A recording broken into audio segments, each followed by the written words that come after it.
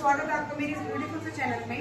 आज हम शुरू करने वाले हैं कंट्रोल एंड कोऑर्डिनेशन और उसका छोटा सा एक पार्ट प्लांट्स के अंदर किस तरीके से कंट्रोल एंड कोऑर्डिनेशन होता है। तो देखो, कंट्रोल एंड कोऑर्डिनेशन का मतलब क्या है कि किस तरीके से हमारी बॉडी कंट्रोल कर रही है और बाहर से कोई भी एक्सटर्नल से एनवायरमेंट से सिग्नल मिलता है ना, उसे हम क्या बोलते हैं, स्टिमुलस।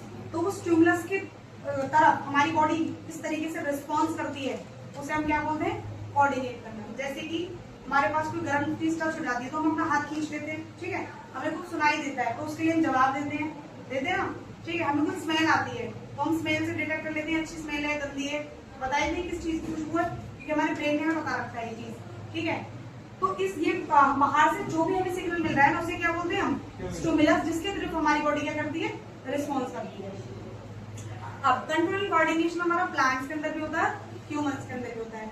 सबसे पहले हम पढ़ेंगे प्लांट्स के, क्योंकि ह्यूमंस के अंदर कंट्रोल एंड कोऑर्डिनेशन किसकी वजह से होता है, ब्रेन, स्पाइनल कॉर्ड यानी कि हमारा नर्वस सिस्टम, ठीक है। हमारा नर्वस सिस्टम में हो सकता है, हमारी नर्व्स वगैरह सब आती है, सब कहीं ना कहीं रिलेटेबल है जवाब देने के लिए, कोऑर्डिनेट करने के लिए, रिस्पॉन्स देने के लिए।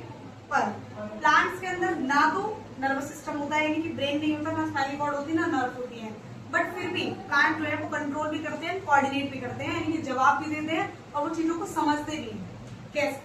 तो प्लांट्स के पास होते हैं नर्वस सिस्टम की जगह हार्मोन्स। हार्मोन्स के थ्रू वो चीजों को समझते हैं और उसकी तरफ रिस्पॉन्स देते हैं। तो हमारे पास 4 तरीके के हार्मोन्स होते हैं। मेजरली प्लांट के हार्मोन्स को 2 पार्ट्स में डिवाइड करते हैं।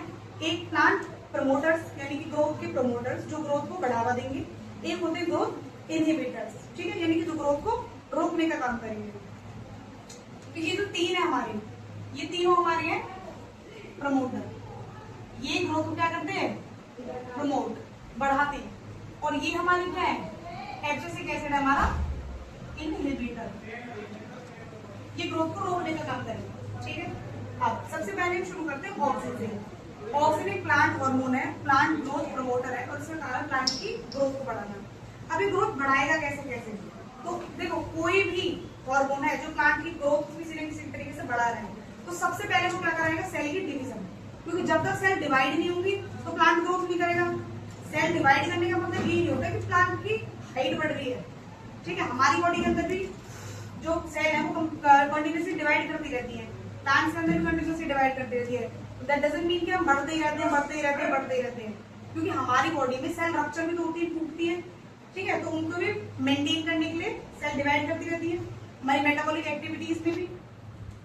अब तो सबसे पहले ऑक्सीजन के बारे में बात करें तो ये भी इसका काम क्या है, सेल की डिवीजन, यानी कि सेल को डिवाइड कराने में हेल्प करेगा।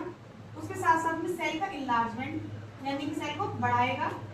और इसका जो मेन काम है ना वो है सेल किसी भी प्लांट की लेंथ को बढ़ाना, और लेंथ को बढ़ाने के लिए इसका कहाँ पे प्रेजेंट होना जरूरी है, प्लांट की टिप्स पे, यानी कि रूट की, क्योंकि प्लांट कहाँ से बढ़ता है, या तो उसकी शूट लंबी होती है या उसकी रूट्स लंबी होती है, तो रूट या शूट की टिप्स पे प्रेजेंट होंगे।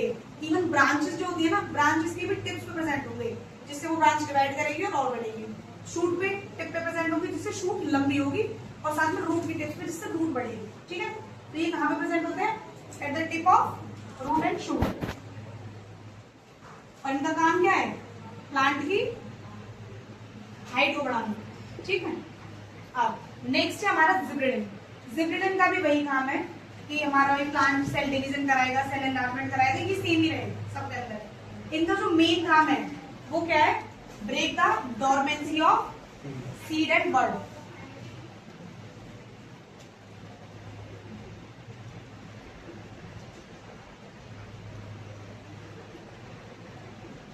Breaking the dormancy of seed and bud. Seed and dormancy क्या होता है, डोरमेंसी एक ऐसी स्टेज होती है जिस टाइम पर प्लांट यानी कि कोई सीड होगा या फिर प्लांट होगा तो वो आगे ग्रोथ नहीं करता फर्दर, वो एक इनएक्टिव स्टेज होती है। इनएक्टिव स्टेज जिसमें आगे जाके कोई प्लांट ग्रोथ नहीं करेगा उसे हम बोलते हैं इनएक्टिव स्टेज। तो हमारी जो डोरमेंसी है ना वो ऐसी ही एक स्टेज होती है, यानी कि जो हमारे बीज होते हैं वो प्लास्टिक में पिंडियों में आते हैं, पिंडियों में रख रखे क्यों नहीं ग्रो कर जाते, वहीं पेड़ क्यों नहीं बन जाते, क्योंकि उनकी ग्रोथ के लिए, उनकी जर्मिनेशन के लिए क्या रिक्वायरमेंट है, उनको गैस भी रिक्वायर होगी, ठीक है, उसके साथ साथ मॉइस्चर भी रिक्वायर होगा, मिट्टी के अंदर से मिनरल्स भी रिक्वायर होंगे, तब वो उगते हैं। मेनली उन्हें पानी रिक्वायर होता है। अगर तुम एक पानी की कटोरी में सीड को रख दो, ठीक है, तो वो फूटना शुरू हो जाएगा, क्योंकि उसके ऊपर क्या होता है, सीड कोड, ठीक है। वो सीड कोड टूटता है तो उसके बाद में सीड जर्मिनेट करना शुरू कर देता है। उस सीड कोड का काम ये है कि एक तो सीड को प्रोटेक्ट करना और उसे डोर्मेंसी की स्टेज में रखना कि वो इनएक्टिव स्टेज में ही रहे, ठीक है। तो और हमारी जो बर्ड्स होती हैं, जब हमारा पतझड़ का उसका मौसम होता है, जब प्लांट टूटते हैं ना, नए पत्ते आते हैं, तो उस टाइम पे डोर्मेंसी टूटती है और जो बर्ड है ना वो खिलती है। बर्ड देखिए कली खिलती है, ठीक है। तो एक मौसम पे आके खिलती है, तो वही है, जब वो खिलेंगी तो ये हमारा इसकी डोर्मेंसी टूट रही है, इसका मतलब ये है, ठीक है। तो हमारा जो जिब्रेलिन है उसका काम है सीड या बर्ड की डोर्मेंसी को तोड़ना, यानी कि उनकी ग्रोथ में प्रमोट कर रहा है। उनकी डोर्मेंसी टूटेगी तो वो जर्मिनेट करेंगे, आगे बढ़ेंगे। नेक्स्ट है हमारा साइटोकाइनेसिस। साइटोकाइनेसिस में भी देखो प्लांट ग्रोथ प्रोमोटर्स के अंदर आप लिख सकते हो easily, cell division, cell enlargement, या तीनों के अंदर लिख सकते हो, ठीक है। उनके अलावा इनका मेन काम ये है, ये टिप्स प्रेजेंट होगा तो ये हाइट को बढ़ाएगा, ठीक है। ये जिब्रेलिन है, इसका एक काम है कि डोर्मेंसी इसकी सीड एंड बर्ड्स की डोर्मेंसी को तोड़ेगा। उसके साथ में साइटोकाइनेसिस का काम क्या है, delay the ageing of leaves. यानी कि आपने नोटिस किया होगा कि कभी कभी ऐसा होता है कि हमारे पेड़ के ऊपर सारे पत्ते हरे होते हैं पर कुछ चुनिंदा पत्ते क्या होते हैं, वो पीले हो जाते हैं, ठीक है, और फिर वो झड़ जाते हैं। पतझड़ के मौसम के बिना भी नॉर्मली भी आप देखोगे तो कुछ पेड़ों पे कुछ पत्ते पीले होते हैं, बाकी सारे ग्रीन होते हैं, क्योंकि उन पत्तों की क्या जाती है, एजिंग। किसी न किसी की बीमारी की वजह से पत्ते झड़ जाते हैं, ठीक है। तो इस साइटोकाइनेसिस का काम ये है, तो एजिंग तो आनी है, पेड़ में एजिंग आनी ही है। जैसे हम ह्यूमंस हैं तो हमारे ऊपर भी तो एजिंग आती है, जैसे जैसे एज बढ़ती है, रिंकल्स पड़ते हैं, एजिंग दिखती है, एजिंग आनी है। पर ये क्या करेगा, उसको डिले करेगा, रोकेगा। जैसे कि हम एंटी एजिंग क्रीम्स लगाते हैं तो वो क्या करती है, एजिंग को रोकती है, डिले करती है। ऐसा तो नहीं है लगाने के बाद कभी जिंदगी में आएगी नहीं, हम बूढ़े ही नहीं होंगे पर धीरे, ठीक है। तो बस इसका उसका भी यही काम है साइटोकाइनेसिस का। उसके अलावा इसका एक काम और है, ओपनिंग ऑफ स्टोमेटा। स्टोमेटा का काम क्या होता है, जो स्टोमेटा हमारे खुलते हैं ना, तो उनका काम क्या, पानी का ट्रांसपिरेशन कराना और एक्सचेंज ऑफ गैसेस। अगर गैसेस का एक्सचेंज नहीं होगा तो रेस्पिरेशन भी नहीं होगी, ना फोटोसिंथेसिस होगी, और रेस्पिरेशन फोटोसिंथेसिस नहीं होगी तो ग्रोथ नहीं करेगा। तो इस वजह से इसका काम क्या है, स्टोमेटा की ओपनिंग। अब आते हैं हमारे एब्सिसिक एसिड। एब्सिसिक एसिड जो है ना, ये हमारा प्लांट ग्रोथ इनहिबिटर है, इनहिबिटर जो प्लांट की ग्रोथ को रोकेगा। तो इसमें तुम्हें कोई मेजर इसका फंक्शन याद रखने की जरूरत नहीं है, जो काम ये कर रहे हैं ना प्रोमोटर, उसका जस्ट उल्टा है इनहिबिटर। अगर ये एजिंग को डिले कर रहा है तो इनहिबिटर क्या करेगा, प्रमोट करेगा, बढ़ाएगा, ठीक है।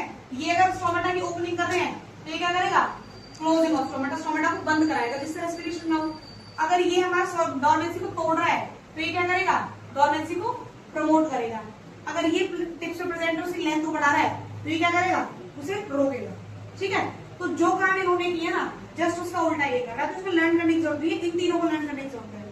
अब इसके अलावा एक तरीके का और हमारा हार्मोन नहीं कह सकते, गैस कह सकते हैं। एक गैस होती है इथाइलिन, इथाइलिन गैस। उसका काम क्या होता है, वो जो तुम्हारे फ्रूट्स है ना, फ्रूट्स की राइपनिंग में हेल्प करते हैं, ठीक है। देखो इनमें ना ऑक्सीजन के अंदर, जिब्रेलिन के अंदर आप ये भी लिख सकते हो फ्रूट की ग्रोथ, भाई ग्रोथ में हेल्प करे ना, तो फ्रूट का बढ़ना, फ्रूट का पकना, ये सब भी। उसके अलावा इथाइलिन गैस एक ऐसी गैस होती है, केले होते हैं, कच्चे केले तोड़ते हैं हमेशा, वो तुम्हारे पास पक्के कैसे आते हैं, उस गैस की वजह से, ठीक है।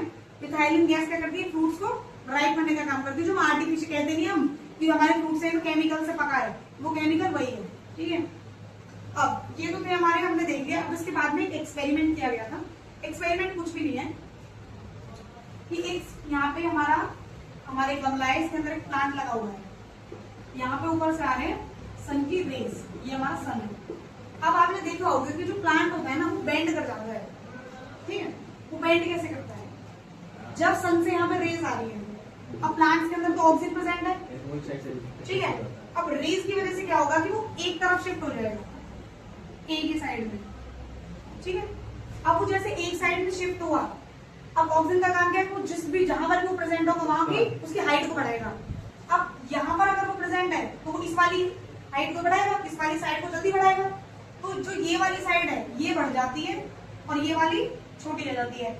अब ऑटोमेटिकली मैं एग्जाम्पल के लिए दूं तो ये सन है और ये मेरा हैंड मान लो प्लांट है, यहाँ पे ऑक्सीजन प्रेजेंट है पूरे में, सन की वजह से जो यहाँ ऑक्सीजन था सारा पीछे जमा हो गया। अब पीछे जमा हो गया जैसे कि, तो जो ये वाली साइड है पहले बढ़ेगी, अब जब ये वाली साइड बढ़ती रहेगी तो ये ऑटोमेटिकली छोटी होगी, और छोटी होती होती इस तरीके से प्लांट इस टाइम बेंड हो जाएगी, ये इसका रीजन, ठीक है।